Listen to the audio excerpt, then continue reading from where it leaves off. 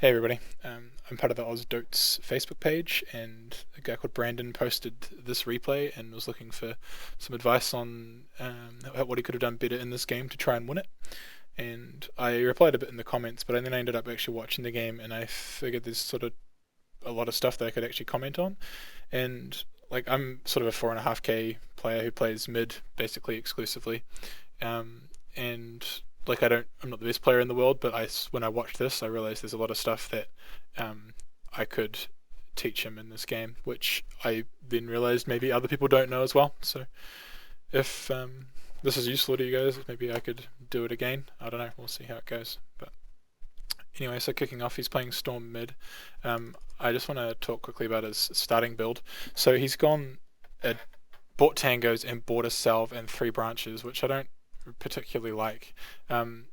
Storm has pretty low base damage, especially if you're against a melee hero like Bloodseeker. You want to, and even against other range heroes that have higher base damage, going a null first I really like.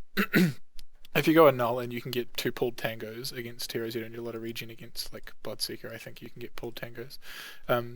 It's really useful because you get that extra increase in damage, and you get extra mana that you can use for popping remnants to get early farm and like secure your last hits. And if you can go the null and secure your early last hits with it, then it's actually, you can get your bottle at about the same time as you would with this build, and then the regen's also redundant because you'd have bottle regen.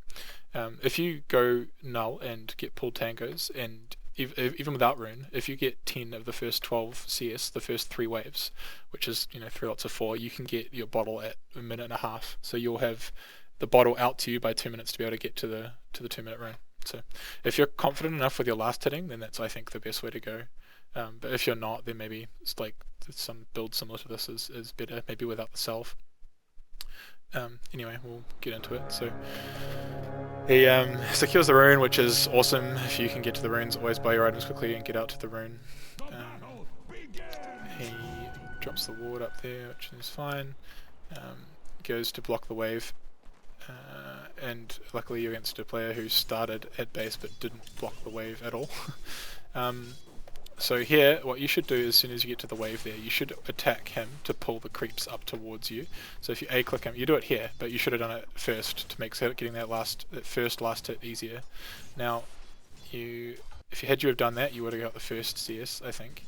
And then here, to be able to get the second one, what you need to do right now is remnant this, because this one here, and then hit. I can't ping while I'm paused. You need to remnant the melee creep, and then you need to attack the range creep so that you get both. You actually end up not getting it. This one, like picking over CS is a small thing, but it's your bottle timing in lane is so important. That one you just missed, which is fine. That's just a practice thing. It's not like I'm trying to. So again, I'd pull the wave here instead of running and remnanting like that. Pull the wave back. Make it easier for you to last hit him. Make him have to commit and run over to you here to get the last hits. You gotta know the damage of remnant, and then here run up. I'd remnant right now because you wait and remnant too late. Remnant does so much damage, and melee like range creeps have less HP, so it does significantly more of like their total health bar. So you could have remnanted as soon as you walked up the hill and then attacked him. You remnant too late for that one as well. This one you do well. You remnant here, but what you can do, as soon as you remnanted, you sort of ran back, and he's running to try to get it, and he's committed here, and you've got 5 creeps, he's got 1, so you should remnant, and then straight away start attacking him. If you watch here, you do it right. Pardon me. You get that creep slow, remnant both of them in here, just attack him, just hit him. And like especially against Bloodseeker, it's all about momentum. If you can stop him last hitting, and he can't regen with Blood Rage, he just gets further and further behind. Had you gone, so you haven't used your salve and you've used 1 tango, and you've got bottle coming out now, you'd already have your bottle on you, and you'd also have a whole null talisman here if you had have gone my build. So it's basically a free null. And you go get the rune, which is fine. Now here, what I'd do is I would bottle crow. So you've brought the bottle out, you're half mana, I'd use both charges, chuck it back on the career and send it back to us. Because you've got 2 minutes until the next rune. So you can actually get it in there, bring it back out, use your bottle again, abuse your mana, and then go get the 4-minute rune. This is just a interesting series of play where he decides to fight you again and you get a kill, which is good. Pop yourself. I don't know why you're backing off there. I suppose you saw the Razor coming with haste. Yeah, I guess that's oh, someone must have called it. Yeah, otherwise I would have just kept last hitting. Good awareness.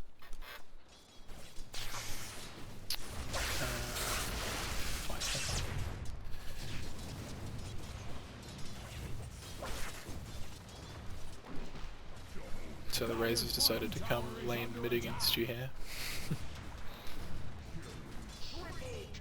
So I'm not going to really focus on what's happening too much in the rest of the game. I want to just sort of see what you could have done. You have really good rune control. I watched this game probably about 3 days ago, but I haven't had a chance to miss until now, so I know some of what happens from memory. But from memory, you are good with your rune timings. You just have to be careful not to miss too much CS in lane when you go for them. I like your build too. The 113. I think there's a really long pause here from memory. Yeah. Thank you. Sometimes I go 2 in Remnant if I feel like I don't need pull. I don't specifically. It's kind of hard to explain all the situations and where I'd go 2 in Remnant or 1 in Vortex, but you should at least pick up a point in Remnant by level 8. And then as soon as you get it here, you go in with the Lion's coming, which it's kind of hard to predict his movements here, but I would have... He was running at you, he hadn't seen this Lion, and you kind of jump to the low ground, which means you miss your stuff, and you're scaring him away from the Lion. So I would have just Remnanted here, and if he runs away, you can pull him. If he runs towards you, he just runs into your Remnant. And then you're disabling him so he can't get his silence off, and then you just bail and leave the Lion to die. So just to recap quickly, we'll go back to here.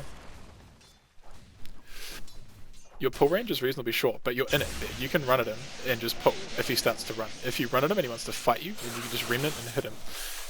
But now, so you're attacking him from low ground. And also, I'll come back to this later, but you do this a lot during the game too. You pop all your spells before attacking with Overload. Like you ball past, and then you start your attack, and then you pull, and then you start your attack, and then you Remnant, but you've never attacked, and then you attack after casting all 3. So all 3 of those, if you're going to go max Overload, that's 70 damage, like 3 lots of 70 damage. Well, I mean, you missed out on 2, because you attacked with the 3rd one, but I think it actually missed uphill. But the whole point of going max Overload is that you use that 70 damage every time. So you ball, attack, Remnant, attack, Vortex, attack, Remnant, attack. Like you have to swing in between for this Overload build to be worth it. Otherwise you may as well go the older builds where people used to max Vortex and stuff. If you're not good with your timings, then maybe save it. Like don't go this max Overload build. Go max Remnant or something, or max Vortex. But if you want to go this Overload build, then practice it. Go into some bot games and just practice your combos. Practice attacking in between stuff. Okay. So you lose top rune control. This is another example where you could be bottle crowing. You've bought... Yeah, that's right, you don't go treads first. See, you'd have treads money here, so you could bring the Kuro out to you with treads. Get your treads, bottle crow, and you'll fill up again. Some of those mid games, when they start moving around a lot to the runes, you can't always secure... you can't always guarantee that you're going to get a rune. So sometimes even bottle crowing like 6.5, 7 minutes in is still worth doing. Like there, you definitely should have bottle crowed. And yeah, I just don't like not going treads first. The extra attack speed really helps you get off the extra attacks of, you know, in between all your stuff. Like especially when your vortex levels are low, you know, you can ball attack, pull attack with the extra attack speed from treads. And the biggest thing is being able to tread switch when you're bottling. Dear God, I can't talk. So if you switch to agi treads, then use your bottle. It's much more efficient use of your bottle charges. For anyone that doesn't understand that, I guess you switch to agi treads, so it lowers your total HP and mana, then you use your bottle to bottle up, and then you switch back to int. So it's like it's minor, but I'm not probably the best one to explain the maths of it, but basically you get more bang for your buck out of your bottle charges by switching to treads. Switching to agi treads when you bottle, and then when you go to use mana, you switch to int treads and use your remnant and switch back to agi treads to bottle and such. It's just makes much better use of your mana mid game when you don't have a whole lot of mana regen and you want to be able to remnant all the time. Again, if you had a bottle code, you'd have mana there and you jump and kill the Bloodseeker. It's just like having an empty bottle and not being at full HP is just you lose a lot of opportunities to get stuff done. I'm just going to pause my recording here to make sure it's all working properly, and I'll start up again. Okay, seems to be working fine. So the other thing about getting treads instead of this rushing Orchid is that you have space to bring out a TP, and also you've gone your branches, but then you haven't gone a stick or a magic wand. So like it's generally why people go 3 iron branches, is because they're going to work into a wand. So like your whole sort of starting item builds working into what you're going to build later just doesn't seem to make sense to me. Maybe you have an idea behind it, but I'm not sure that you fully thought it through. This is just good awareness. You see him go for an easy pick off. It's good. But having a TP is so important on Storm. If you can get some runes or bottle crow and have your mana reasonably high, like especially here where your mid heroes like just abandoned the lane, you can counter initiate really well. If they overcommit, you can completely punish it and if you get a kill on a carry or something, or someone who's got a streak, that just really helps out your farm and also helps out your team. Sometimes it's always not the best to leave your lane if you're not going to get a couple of kills or have a big swing, but sometimes even the sort of mental boost that it gives your team is good. And again here, like not being efficient with your bottle crowing and getting runes and stuff, you've just had to run back to base, and it's completely like you lose waves, you lose farming time. You haven't managed to farm like these camps at all yet because of that. Which is just extra loss out of farm. Also, I like getting. Maybe I'm wrong with this, but if I've got treads, I prefer to get the Sobi mask first. It's still called Sobi mask. Yeah, Sage's mask. Okay, Dota 1, I think, still stuck in my brain. But yeah, just because I use remnant a lot to farm and to be able to jump around, I find my health is fine with bottle, but I always end up running out of mana, so I prefer the mana regen from Sage's mask. Maybe this is the longer pause that I thought. Yeah, this is the long one. 15, 14. Oh, okay, you've got Orchid now. Obviously I missed something. Oh no, what have I done? Okay. Pick up a DD again, like, just good rune awareness, which is really important for a mid player. My teammates that I play with always give me shit for going runes too much sometimes, like when I should be going for a kill or going to take a tower or something. After we get a fight, I'll go for the rune. But it's just ingrained in my play. I think finding a balance is important. This is good that you don't come back into the silence like an egg, and you stand and fight with your DD, which is really strong. That ball was a bit of a waste, but I don't think you realised that he was going to finger him, but you did see it. You can stop cancel. So had you stop cancelled your ulti there, I think this guy's still pretty high HP, but you could have used your pull and remnant, mana to then kill this guy. You had follow up from Tikis and him. He might have still got away. Maybe not. You had a DD, but yeah, that's just. Remember, you can stop cancel your jump. So now you got Orchid, but again, you have to run back to base, I think, to heal up here. Unless you hit a regen. No. Let's see what you do with your first Orchid usage. Can't remember. He's going to Tikis. Jump's a little bit weird. I think you just predicted where he was going to go wrong. Sometimes it's hard to know what players are going to do. You think he's running away, so you just try to jump on him. Yeah, you should walk at him straight away. The thing I think I see you do a lot with Orchid this game is you don't. I guess you kill him and that's fine, but you tend to use Orchid late after you've done other stuff. And one of the big reasons people go Orchid on this hero is because it amplifies your damage by 30%. So using it early is much, is the whole point of it. So you want to ball over and use Orchid and then amplify all of your overload charges and your limits and everything.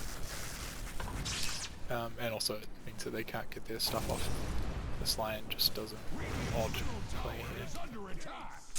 Alright, you're going back to base. Let's fast forward through this. Going up. So you still didn't have treads and it's like 16 minutes. I don't know. Maybe it's just a personal thing. So there, how do you do this? Oh, I hate this bug. I remember this fight. So here, you know he's there. What you want to do is you want to ball over him, because that's the whole thing with ball landing. It does damage to the people you travel over. So you run right up to him and let him see you, first of all, which is not ideal. But you want to ball to like here, so you go over top of him. But this is one of the biggest things I wanted to point out with your play, is you can cast Orchid in, as a matter of fact, anything. You can bottle, remnant, pull, start an attack. Like, you can do all of that while you're balling. So you want to start from wherever you were, ping ball past him, but while you're in the air, while you're flying towards him, like, get your Orchid and click it on him. And then you can do it when you're back here. Like, if you ball from your tier 2 tower and you click on here to ball past him, you can click your Orchid on him while you're still at the T2 and it'll remember that, and then as soon as you pass him, you'll instantly Orchid him. So he has like no time to react. And then you Orchid him before you pass him too. So then the ball lightning damage is amplified by Orchid, and then you're past him, and you can hit him, drop your remnant, and then he either has to run the other way back to your tower, which is good, or he has to run into your remnant, and you can then attack him and pull him back into your remnant, fight him some more, jump him again, and he's dead. But instead you sort of jump on top of him. You still do the damage, but then you pop your Orchid afterwards, which just loses you out a bit of damage. Not sure if you still get the kill here or not. I think he actually gets to blink out. No, he's gonna die, sure. Yeah. But you lost a lot of unnecessary mana and HP. And there'll be situations where you won't get a kill or something because of that. Okay, so you'd be higher HP here, so you could ball. Guys are dead before you can get there. Can you attack there? Yeah, no, I think you had no mana, you couldn't really do anything. Oh, stop running.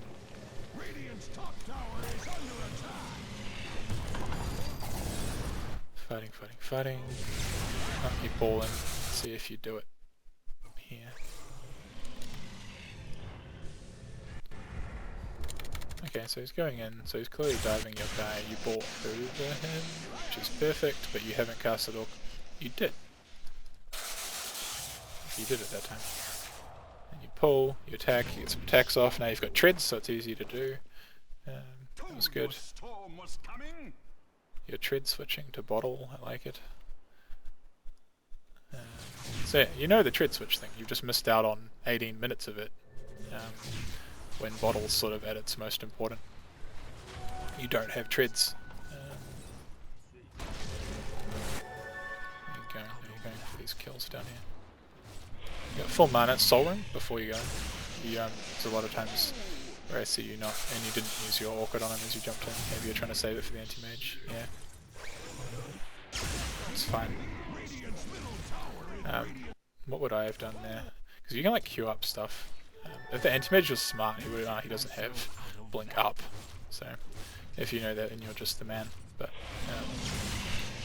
I would have jumped in, dropped my remnant, Orchided him straight away, finished this guy off, and then carried on the AM, because I would have assumed that he's just going to blink out. But yeah, I think you do fine there. Except remember, Soul Ring's not just for when you like need to pop Soul Ring to run away. Like if you're on low mana, well, I think a lot of people just use it to go, okay, I need to jump up this hill here as I'm about to die, I'll pop Soul Ring and use it to escape. It's just extra, it's just mana that you use, not from your total pool to go for kills. Use it beforehand, pop a bottle, go in.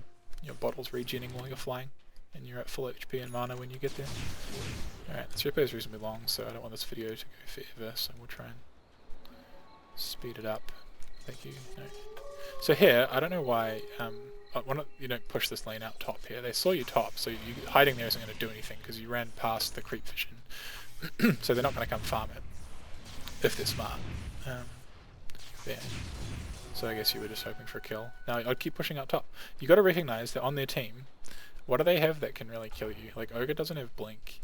THD is his if his ice path catches you, then that's a bit unfortunate, I guess. But like that's their lockdown. Their lockdown is an Ogre stun, which the range on it is a joke now, and THD's ice path, which hopefully you can get out of before you die. Nothing else stops you. Like they don't have anything until they have a blink on Ogre. You really have nothing to be afraid of. So you can just push really aggressively up in here. Do what what's his name? Blitz talks about, which is like in this mid game point where you've got Orchid and a lot of mana. He just plays up in this area, plays the takes this tower, farms these camps, pushes the wave out, and you can just sort of do a cycle. And then if you've got aggressive wards up, like a ward here, or you know here somewhere like that, you're gonna go for a kill there. That's good. Could have gone that Ogre earlier probably.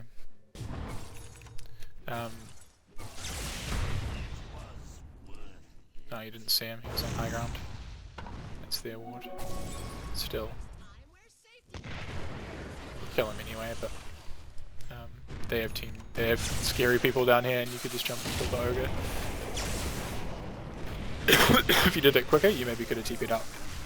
Could have popped Soul Ring, Bottle, Ball Lightning to like this way, and do the thing where you ball and activate your TP. If people don't know what that is, you can cast Ball Lightning, and like I was saying, you can use any of your items while you're Ball Lightninging.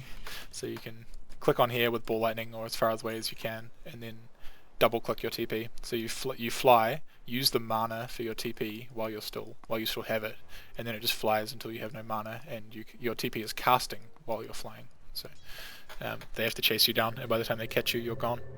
Nice TP by Lion there. But yeah, if you can play this part of the map and have some wards up in their jungle around here, and look for pickoffs on their carries or on their supports that go to farm it if they're low. Or even if they're high, you can do so much damage as Storm if you play them properly. I don't do that enough either, but it's like a reasonably good thing to do, and especially in solo games, if you is to control their jungle, cut off their carries farm, force them to farm down here, or nowhere. You know, try to farm their lanes, and if you push top out, it forces them to show in their lane, and then you know where they are. Or at least some of the heroes are, and you can account for them on the map, and then you know you're safe to go for picks. Okay, what are we doing here?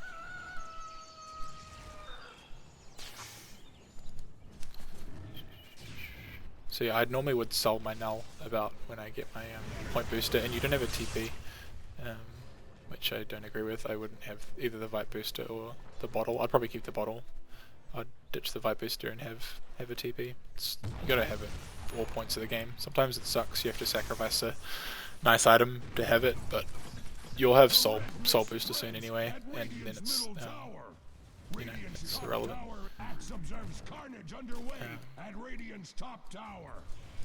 So there's just a lot of inefficient time you're spending there. Like you just run around in circles a little bit, you know, like you go here, don't do anything, go towards top where there's like a perfectly good lane to farm, and then for no apparent reason you just turn around because this guy died, and you run all the way back over here. It's just all this time. It's like a good 40 seconds where you just haven't farmed, and then you're taking farm away from someone who could be farming this lane, when this has just not got this lane here, just hasn't been farmed for ages. You've always got to think about what you're doing with your time, and if you're playing a core, you need to spend a lot of it farming and come to fights quickly and efficiently. You don't want to spend a lot of time sitting around waiting for fights to happen. Go on anything here. I feel like you could just go this anti-mage and get him before he blinks out and your team kill him. Sort of panic a little bit with your jumps here. Yeah. So I'm not sure here, like I would have just gone the Razor potentially. Or he gets a Hex on this anti-mage. Go him, pull him there, Remnant him, he's dead. That's it. You can clean up the rest of the team after that. and you jump back there, that's good dodging of Ice Path, but I would have dodged it by going forward. You've got your whole team behind you, your Panda's ultied, you've got a lot of stuff to follow you up. Lion's still got Finger. I would get aggressive there. Maybe you'd pay for it, but I don't think so. Gets a stun off there. Yeah. Whereas you actually end up with engaging out here instead of here, where the engagement should have been nice and close to your tower, where your whole team was, and they were still out of position at that time. They didn't have the Bloodseeker there. I think Rupture was still on cooldown. I think you'd know that, but you always want to take the fight on your terms, close to your tower, when your team is all there and they potentially don't have their team. So because of that bad fight, they take a Midrax here, I think, and that's just huge. I don't know how much you need for buyback, yeah. That's just silly by the taking his life. Also, if you had gone, spent some time top and taken this tower, that's more gold for your team as well. Oh, what are you doing here?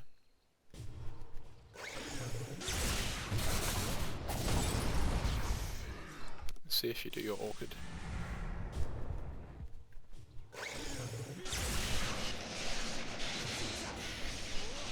Yeah, I think you get it right. It's always hard to predict how far to jump, because you don't want to overdo it and waste all your mana. You should be bottling that whole time as well. You got him anyway. And now, I think one of the things I was talking about on the Ozdotes page and having some discussions with other people who were telling you that you need BKBs and various other things, and the tens of people who were telling you that Deso was a bad item, even though you explained that you only went Deso last minute just as a, you were about to lose purchase, so ignore them because they just didn't read your post. But I think Hex is really important. You can play defensive on Storm. I used to get a BKB early as well, but I don't like it anymore. I like to play him aggressively and take risks. Like, if you can play well and you can get Orchid, Bloodstone into Hex, your just single pick-off potential is so huge, especially against heroes like Anti-Mage. He's got a BKB actually, so it's, he can Manta out of your Orchid, and but he doesn't have Manta, but he can BKB out of it. So being able to jump him and hex him, you can still potentially kill him with 1200 HP before, with hexes and remnants and jumps, and using Orchid to amp your damage, and then pulling him with Vortex to finish him off. And then even if he BKBs, like, what's he gonna do? He's gonna try to blink out, but you can follow him. And he can't fight you at that point when he's that low, even though he is BKB'd. Okay.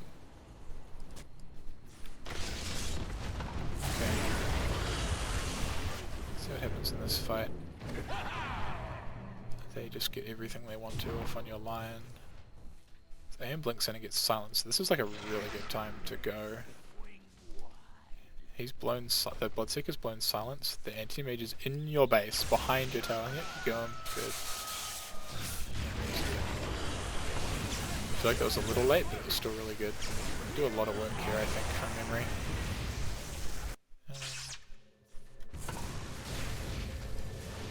This Cyclone.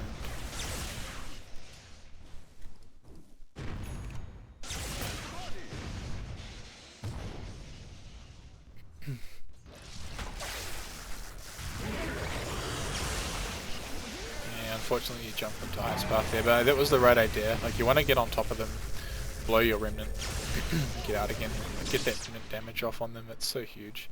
And one of the advantages with Storm, especially since their Anti-Mage is down and they can't really push your tower, is that you can jump in, drop Remnant, get a bunch of damage on them, and then just get back to your Fountain super quick and fully heal up, and then you're just as dangerous all over again. So Storm is so powerful at base defense. That was just good, recognizing that they were backing off and that the Ogre was slow. At this point, you're already pretty far behind. 15k. And you're sitting in base for a little while. Maybe you're just down. Your net worth is the highest in the game, and you think about how much, more those inefficient times that you could have been farming better, and the CS that you missed out on in lane, and time you could have spent pushing these waves. taking towers.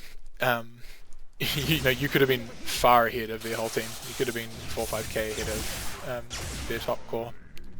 Um, had you farmed more efficiently, like the players you're playing against at, you know, your level or around it, obviously. But if you, the biggest thing in Dota is out farming, right? Like it's being efficient with your time, CSing well, not just getting complacent with your and just clicking waves once you sort of get into the mid game. This sort of time when your jungle's free, I just love ball lightninging. Like I'll just, he's like an anti-mage, but even quicker. Like I'd jump here, farm that, jump here, farm that, jump here, farm that before the 34-minute mark, let it respawn, farm it all again. Instead you just kind of run back to your base. Again, what do they have that can kill you? Like, what are you really afraid of? There's nothing that instantly locks you down. You can just jump out of it. There's nothing. There's Ogre Stun and you can see him top. Like, I'm not sure why you're sitting in your base here. You'd be farming all this, pushing this out. Instead you run back to base to muck around with your items and buy perseverance and stuff. Like, all this time you're pushing lanes means that they can't be doing this. If you're running here and you're taking, either you get a free tier 1, or you push out the lane, someone goes to defend that, and then you have a 5v4 over here. Or they just don't push it. Like, counter pushing is so important in Dota. Instead you do this, you don't farm all those camps, so you miss out on like, you know, 1, 2, 3, 4, 5, 6 camps there if you do it twice. These ones again, to sort of run back to base, muck about, and then go sit behind the tower here. You do blow Aegis on this guy, which is good. But like I said, had you done what I was planning on doing, the Bloodseeker might be over here defending this tower. Now you're out of mana, so you need to bail. Your team's fighting. That's good. Clean that up. So your team isn't completely incompetent, and you have some good team fight in the Panther, and good control for the anti-mage with Lion and stuff. If you can pick off the supports and have had a Hex to help control the anti-mage and the Bloodseeker, like to pick off one of those cores, you can just kite the Razor hopefully. You know, you could have been a lot more effective in this game. Your team just gets way too deep here, and you just need to leave them. Like, you need to recognize when a fight's lost too, because you can't get any kills here, it's just way too scary. You'll blow your mana and just get ulted by anti-mage if he has it up, yeah. But again, this is all time. Like, this lane needs some love, man. You need to be pushing this. You can't be looking for pickoffs in the jungle here when their whole team is just seen in the jungle. So I don't know when that whole thing started, but I'm pretty sure it was about 4 or 5 minutes that you just haven't acquired any net worth.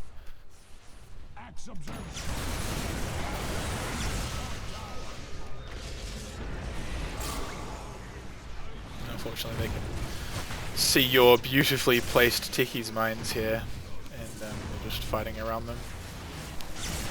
You fight quite well here. Unfortunately you miss out on the very low HP kills. Yeah, I wonder if you got a TP back to base there. Did you have TP up? TP was cooldown. I was just going to say you could have TP back to base, healed up quickly, and then jumped back in. But this whole time, this guy's doing the right thing, which I was trying to explain, you know, with the old split pushing. Make him look top and get free Raxes, man. That's just a free Rax given up to Bloodseeker while you guys are trying to defend some mines at a T2. Had you had Hex as well, that guy's dead. He's got 2k HP, but you can do a lot of work to a Bloodseeker. You can do so much damage on this hero. People underestimate it. I think he just jumped in and popped BKB there, that was really good. Another dumb thing about Storm late game is you force them to either pop BKB or die, and you can just pop them for free, be engaged. You can find a weak hero, out of position hero, pick them off. But to do all that, you need to have your lanes pushed out, which is super hard now because you've lost Raxes. I think this is pretty much redundant at this point. The game is pretty much over here. I've sort of covered all the things I wanted to cover, and your ability to sort of have a big effect in this game is the timing window is sort of passed.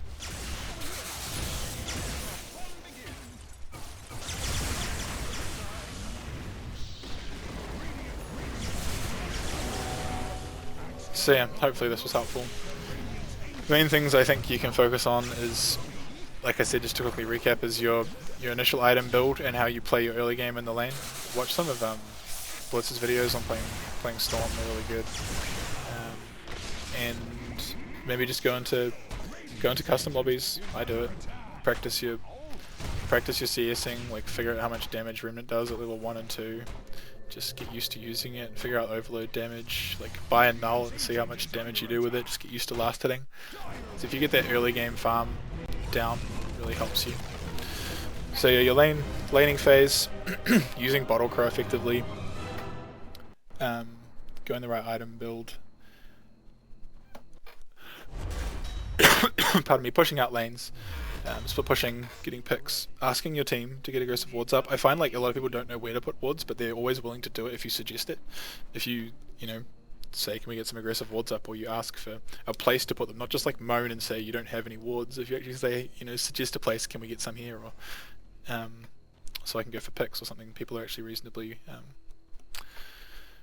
responsive to that from what I find. And then the other biggest thing was, yeah, using your combo effectively. So again, practice that. Jumping past them, orchiding as you fly past, attacking, remnant attacking, pull, attack. Just getting your combo off properly. Alright, cheers. Good luck playing Storm.